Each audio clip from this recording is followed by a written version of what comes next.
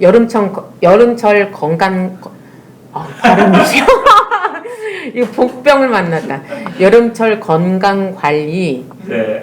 아유 참, 이거 발음 다 잘 못해. 여름철 건강 관리.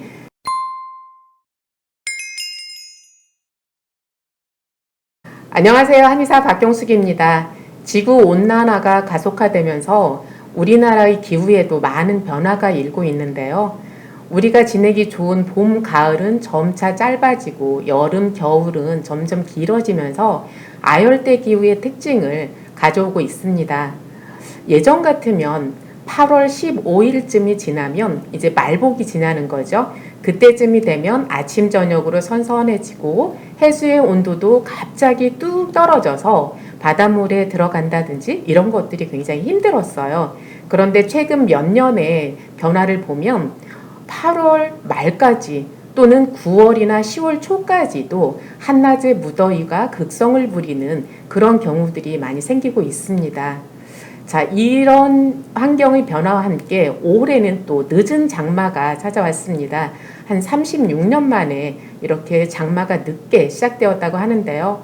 이 장마가 끝나고 나면 또 얼마나 무더울까요? 그 습하고 더운 그 여름을 우리가 어떻게 이겨나가야 할지 그 관리법에 대해서 오늘 짤막하게 이야기 나눠볼까 합니다. 한의학의 고전이라고도 할 수 있는 황제내경이라는 책이 있어요.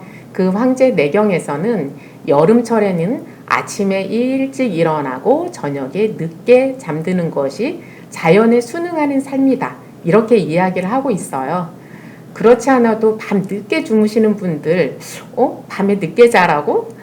나는 딱 맞춰서 살고 있네? 이렇게 생각하실 수 있는데 여기서 밤늦게라는 것은 새벽 1시, 2시가 아니라 해가 지고 나서 이렇게 해가 지는 것이 한 7시, 8시쯤 된다면 9시, 10시 이쯤에 자라는 거겠죠. 그래서 시골에서는 농사철에 8시, 9시만 돼도 잠에 드는 그런 경우가 있었는데 그것보다 조금 더 1시간, 2시간 늦추어도 된다. 그런 얘기예요. 그리고 아침에 일찍 일어나서 생활을 하게 되면 이게 어떤 학문적으로 해석하는 것을 떠나서 그냥 우리가 이해하기 쉽게 이해를 하더라도 아침에 일어나면 사실상 조금 선선하죠. 그 시간에 일을 하거나 공부를 하거나 또는 운동을 하거나 이렇게 해서 아침을 잘 활용하면 그러면 한낮의 그 뜨거운 시간에는 약간의 휴식을 가질 수 있는 거죠. 이렇게 우리가 중심된 생활의 시간을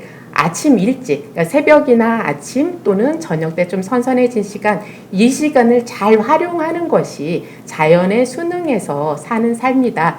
이런 얘기라고 저는 생각을 해요.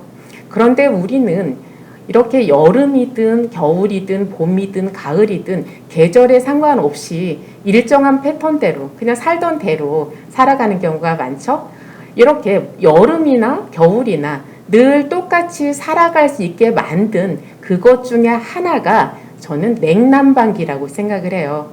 아무리 더워도 에어컨 하나 틀면 아무리 추워도 히터를 하나 틀면 그러면 우리는 충분히 하던 일들을 할 수 있으니까 그냥 생활의 패턴이 별로 변화를 가져올 필요가 없었던 거죠. 이렇게 우리 생활에 유익함을 가져다 주기도 하는 냉난방기. 그런데 이것을 우리가 적절히 잘 활용하고 있는지 이것을 한번 생각해 보았으면 좋겠습니다.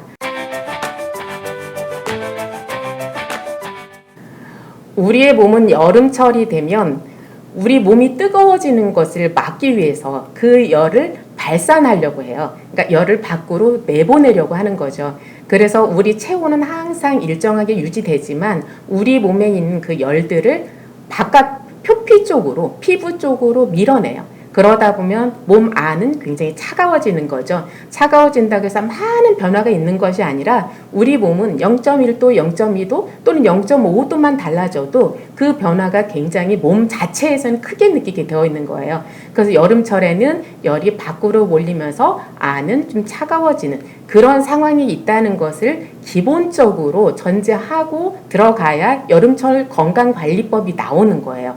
자, 우리 몸 안은 차가워지고 열은 밖으로 나오면서 피부 쪽으로 이렇게 열이 몰렸어요. 그런데 이때 우리가 에어컨을 강력하게 틀었어요. 너무 더우니까 이제 에어컨을 막 세게 틀었어요. 이런 상황이 되면 어떻게 될까요? 피부 쪽에 이렇게 모여있던 열이 어디로 갈 곳을 잃고 바깥에서 갑자기 찬바람이 쏘이니까 피부가 이제 모공을 닫아버리는 거예요. 모공을 닫으니까 그 안에 있던 열이 밖으로 나가지도 못하고 그리고 미처 안으로 들어가지도 못하고 피부 밑에 살짝 울체가 되는 거예요. 이것은 우리가 겨울철에 그 상한, 한사에 상한다. 즉 감기에 걸린다. 이거랑 비슷한 상황이에요. 그러니까 겨울철에도 이제 한사가 딱 들어오면 한사는 찬 성질을 가지고 있잖아요. 그러면 피부가 모공을 막으면서 딱 막 울체가 되는 거예요. 그러면 그 상황에서 안에서 가볍게 열이 생기면서 우리 온몸이 막 두드려 맞은 것처럼 쑤시고 아프고 머리 아프고 눈은 빠져나갈 것처럼 아프고 이런 상황이 생기는 거예요. 이렇게 겨울철에 한사에 상한 것처럼 여름철에도 에어컨을 너무 세게 틀어놓으면 더군다나 이미 우리 몸에서는 피부 쪽으로 열이 몰려있는 상태거든요.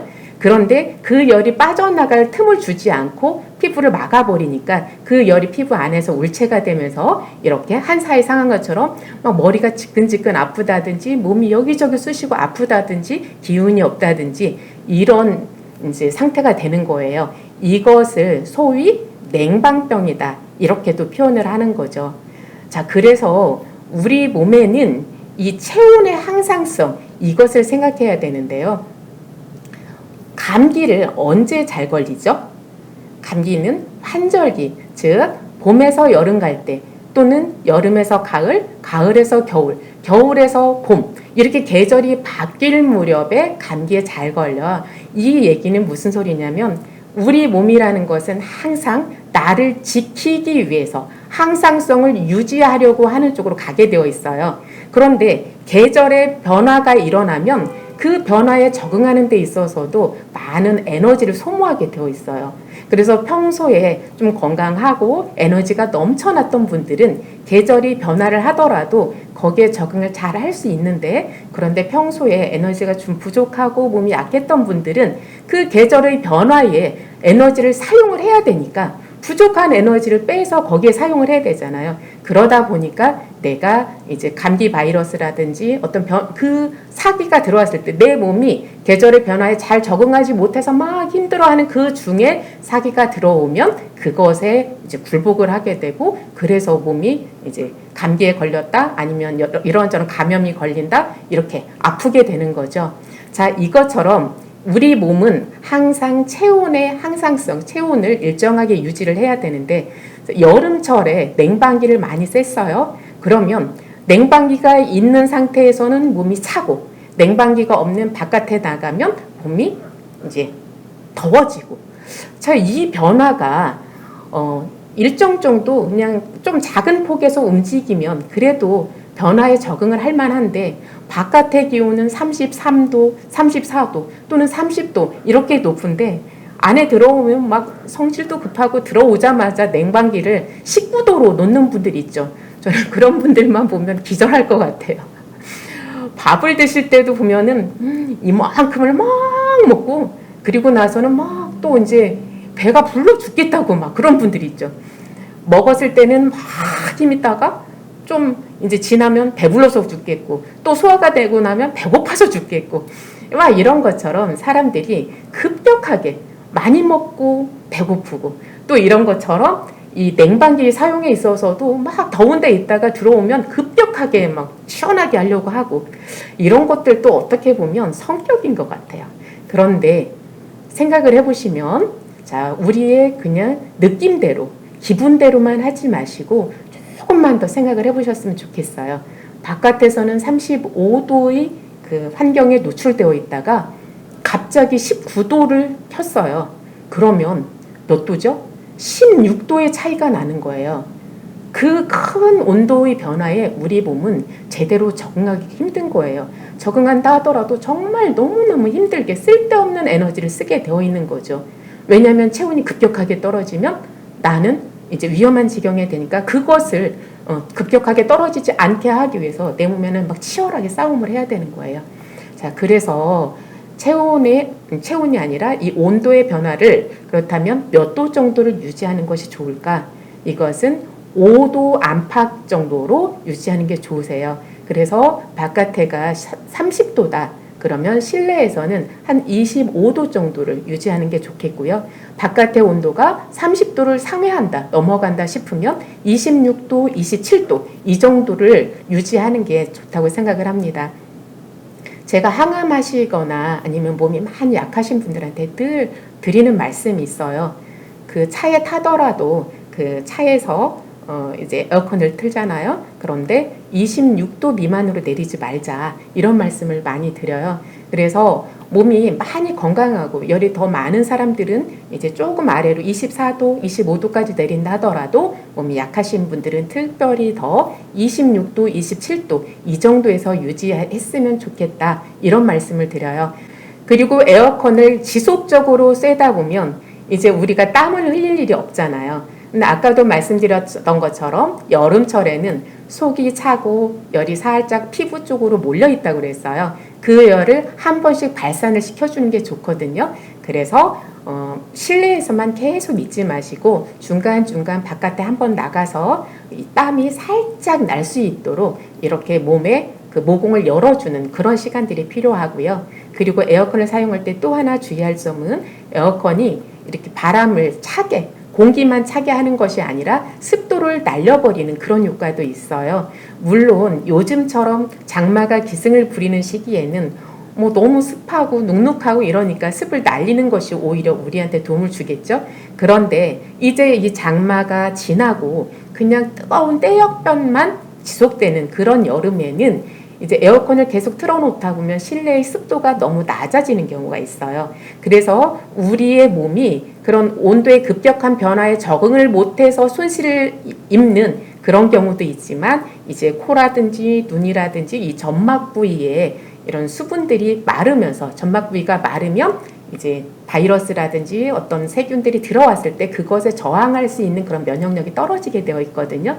그리고 건조해지면 아토피도 더 기승을 부리겠죠. 그래서 비염이라든지 축농증이라든지 아토피라든지 이런 질환들을 가지고 있는 분들, 그렇지 않다 하더라도 대부분 뭐 안구가 건조하다든지 이런 것들을 호소하시는 모든 분들, 이럴 경우에 우리 몸이 마르는 것을 막기 위해서라도 가끔가다 한 번씩 환기를 시켜주는 것, 이것이 중요하다, 이런 말씀을 드려요. 자, 여름철 건강관리를 이야기하면서 제가 에어컨의 사용에 대해서 말씀을 드렸는데요.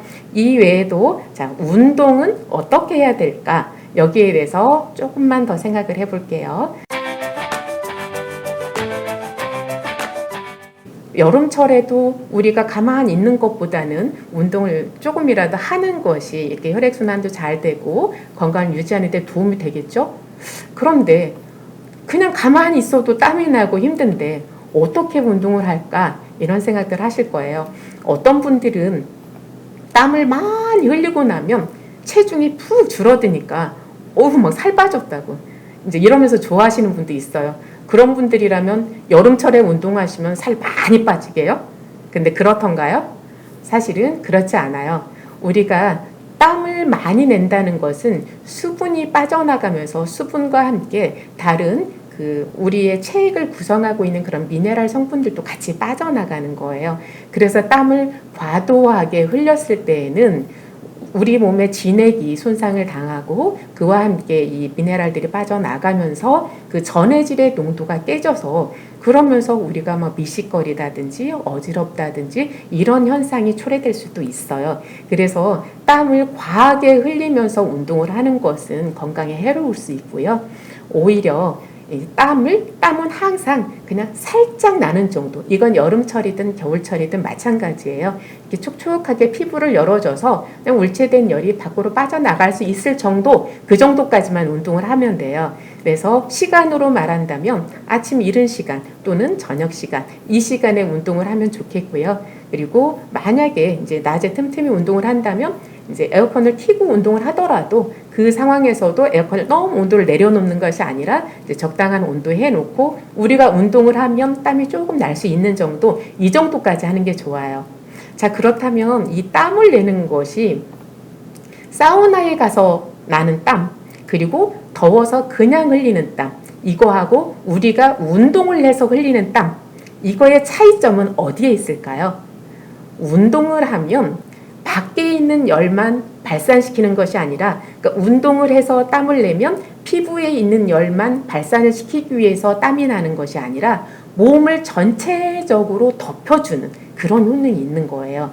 그래서 운동을 하면 여름철에 차가워지기 쉬운 우리 안에 그 속을 따뜻하게 덮여주면서 피부에 울체된 열은 살짝 풀어줄 수 있는 이런 효과가 있는 거죠. 그런데 그냥 나가서 땀을 흘린다, 또는 사우나에서 급하게 올려서 땀을 낸다, 이런 경우에는 이 피부에 이제 울체되는 열들을 살짝 발산시켜서 우리의 체온을 일정하게 유지할 수 있는 그런 기전이라고 이해를 하시면 되겠어요. 자, 여름철의 건강 관리의 기본으로 에어컨을 너무 낮은 온도까지 내리지 말자. 그래서 우리의 체온을 항상 일정하게 유지하자. 이런 말씀 드렸고요. 그리고 운동을 통해서 안에서부터 따뜻하게 하면서 피부에 물체된 열을 살짝 풀어내자. 이렇게 두 가지 말씀을 드렸어요. 다음 시간에는 여름철에 음식을 어떻게 먹어야 할까? 여기에 대해서 말씀을 드리려고 해요. 지난 시간에는 제가 여름철 보양 음식으로 양곰탕 소개해 드렸는데요. 이렇게 보양식 외에도 일반적인 그 음식 관리를 어떻게 해야 될지 이거에 대해서 말씀드리고, 그리고 보양 음식들을 몇 개 더 소개해 드리도록 하겠습니다.